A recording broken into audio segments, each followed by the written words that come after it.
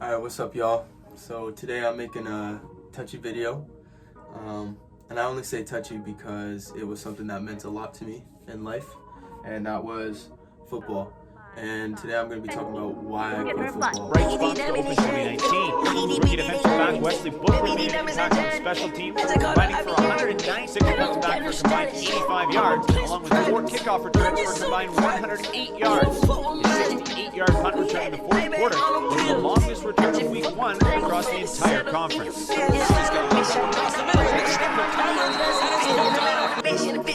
Right, so you go from a miss to this, and now Bears really. West Bookland with a big return. Bookland inside the touchdown, Alberta. Are you kidding? A lot of people have been asking me this question over the last 7 months, 8 months. A lot of people still don't know that I quit football somehow. I think they just think I'm living life for a year in Vancouver. But I am done with football fully. And for anyone who keeps asking me or keeps trying to convince me to take the field again next year, it's not going to happen. And there's a few reasons for that. But before I get into this, the reasons why I quit football, I guess a lot of people should know why I was playing football to begin with. And the main reason I was playing football was to go pro. And why I wanted to go pro is because it's something only the 1% of the 1% do. And I really wanted to change my family's legacy. I really wanted to retire my parents with that money, with that success, and I had every intention in doing so. And anyone who knows me and who knows the amount of effort that I put in, that was all I thought about every day, all day long.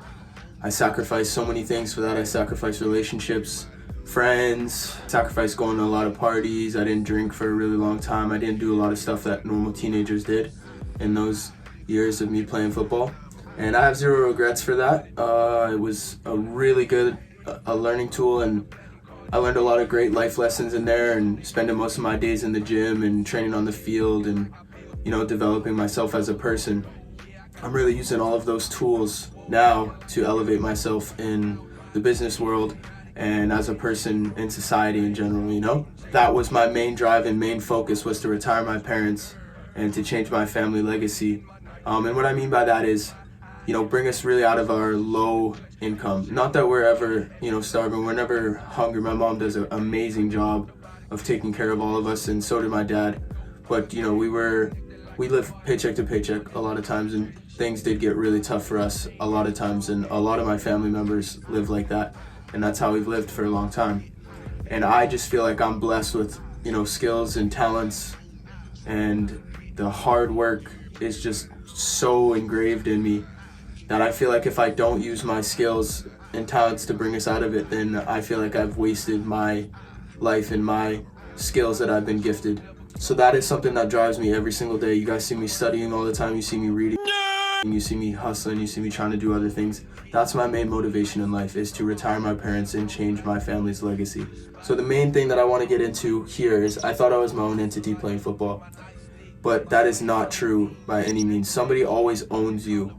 No matter what in that sport, somebody owns you. Somebody lets you on the field to play. If you, somebody has to sign you to their team, or they have to, you're always being owned by somebody in that sport. There's so many little things in football that are based around politics and certain things, but putting it as very simple as I can, as an athlete, you think you're your own entity, but you're not. They always own you no matter what. The next biggest thing for me on why I quit football is the return on investment.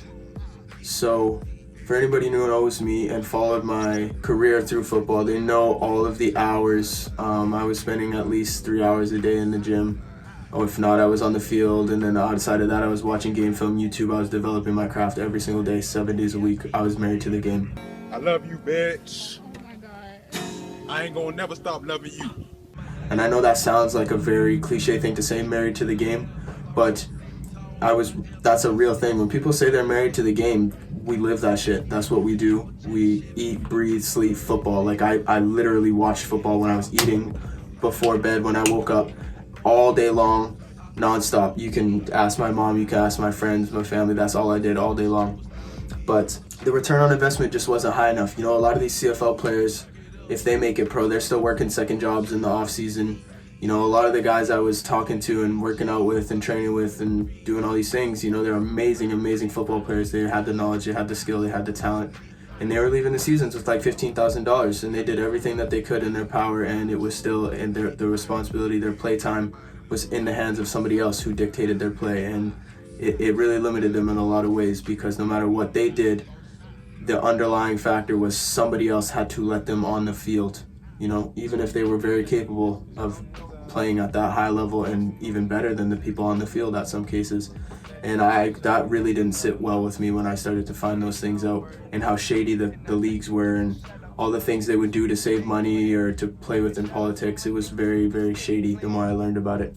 And then even more than that, if you want to make some serious money, if you really want to change your family's legacy like I wanted to do, you had to make it to the NFL, which, you know, I was very, in my head, there was no doubt about that I could make it to the NFL. I'm very confident in that, and don't take that the wrong way, but the confidence is instilled in me, and it has been since a kid. I've done some great things growing up in my short life of 22 years, and I'm just pretty unshakable in terms of confidence, and it's because I put the work in, and I do all the things that, you know, are necessary to make it to those levels. I put the work in every single day, day in, day out. And another thing that really bothered me with the sport, that kind of was always in the back of my mind every time I was playing, is my career could have ended at any moment. You know, I got injured so many times in football. You see my shoulder here, like I separated this one 5 times, this one twice. I played with sprained ankles every other week. I had concussions multiple times and never spoke about them, because that's just something you don't do in football, especially if you want to play at a high level and you don't want your spot taken. It's just something that you do, and I don't blame that on anybody else on the training staff or anybody else. That was me. That was just something you kind of were raised to not do in the game of football. And I just know long term, it's not healthy. You know, I want to play with my kids when I'm 40. I want to be able to run around and, you know, even play with my grandkids if that opportunity comes. With the return on investment simply wasn't high enough when I started to break it down like this. And, you know, in my first year at university, I wasn't on a full scholarship, which is beyond me. Don't ask me how I didn't get moved to a full, I don't know what. Anyways, that's a whole nother story. I'm not going to get into that. But basically, I was on a $3,500 scholarship. That means I was playing for pennies when you consider the time that I was putting in year round for the last 5 years. Things I was doing was not worth pennies, let me tell you. So that shit is just ridiculous. I tell players that this and how much I had made, and they're just in disbelief that that's actually what I was getting paid. So I just couldn't do that anymore. You know, like $3,500 I've made that my first paycheck working out here. Like, it just doesn't make sense. You know, I was so blindfolded for one dream, one vision. But anyways, so I had to close that door. Another thing that I really couldn't stand when I was playing football is school. School was terrible for me. I did not fit in a school environment. That didn't mean I couldn't do well in a school environment, but I have to want to do it, and I have to believe in it. That's the major thing. I have to believe in it. And the school system is something I do not believe in by any means. It puts everyone in one box, and a lot of people just don't learn well like that. And it's teaching you what to think, not how to think. There's so many distractions in the school system that they train you to think and all this dumb shit that, anyways, long story short, me and the school system don't get along. To go pro, I would have had to go to school for another 3 years. Not happening. And when I'm in school, I'm a terrible person. I am lazy as hell. I don't wake up to go to class. I complain about going to class. If anybody knows me, I never complain. So complaining about school gets in your head every day. If you start complaining about school, you start complaining about other things, and it's a terrible habit to get into. So that was another huge thing. I sacrificed school and did well in school so I could play football. I was strictly in school to ball. That was it. And just being in school drove me crazy. And I couldn't do it. You could ask Zach. Zach knew how much I hated school, and that I just did it just to be there. But every other aspect of my life just crumbled when I was in school. I wasn't waking up early to read anymore. I wasn't I was not bettering myself as a person. That year of university, I got really good at football, and that was it. I didn't develop any other skill in my life other than being a really good football player. That was. I guess the major thing to take away from this here today is I did not quit football on anybody else's terms. And the only reason I was able to walk away from that sport without any regrets and feeling terrible about it or feeling like I gave up on anybody else is because I gave every single ounce of energy, time, and effort that I had to that sport. I left everything out on the field. I did everything that I possibly could for that sport and that dream that I had. And I just realized that I could accomplish my dreams of retiring my parents much easier ways with higher return on investments. I don't have to sacrifice my body. I don't have to sacrifice my future. I don't have to sacrifice current things like relationships. I mean, I still do in a sense because I have to build something, but not to the same extent as I did with football. I train every single day. You know, I really gave every single ounce of energy I had to that sport, and I did some great things in my short career of playing ball. I was only playing for 5 years, and you know, if I kept playing, I'm sure I would have had a very, very successful career, no doubt in my mind. But you know, it just, like I said, I found a new path. I closed that door, and since I've closed that door, oh man, has life been great. Life is good. You know what I mean? I never could have imagined life without football a year ago. And now, I don't know how I could have thought about playing football forever. Like, since I closed that door and moved to Vancouver, door after door after door has opened. It almost doesn't feel real anymore for me. Like, life is great. And when I say that, I mean that wholeheartedly. And after I quit football, things went really downhill for me. I didn't know what I was going to do. It was quarantine times. I got into a lot of drugs and alcohol, partying, just doing dumb shit. And it was the first time I had freedom in years. I could do whatever I want. I had no responsibilities. I didn't have to wake up to go to the gym in the morning. I didn't have to work. I didn't have to do anything. So I kind of took the approach of being a kid, I guess, you know, because I was playing football from 16 to 22.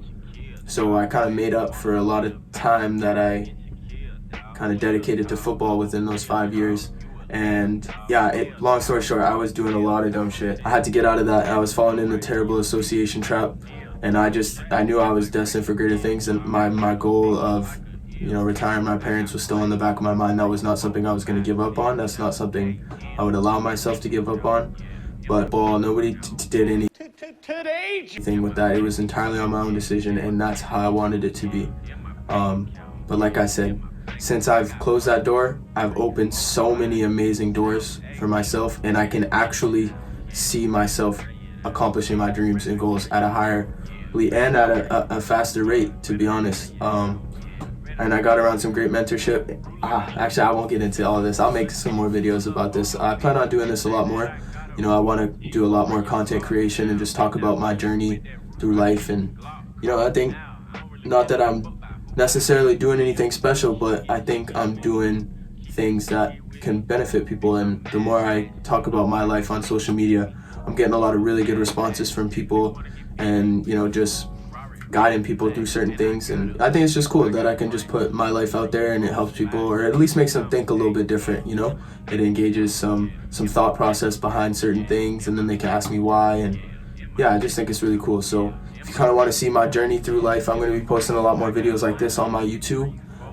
You can follow me on TikTok. I've been having some fun with that shit too.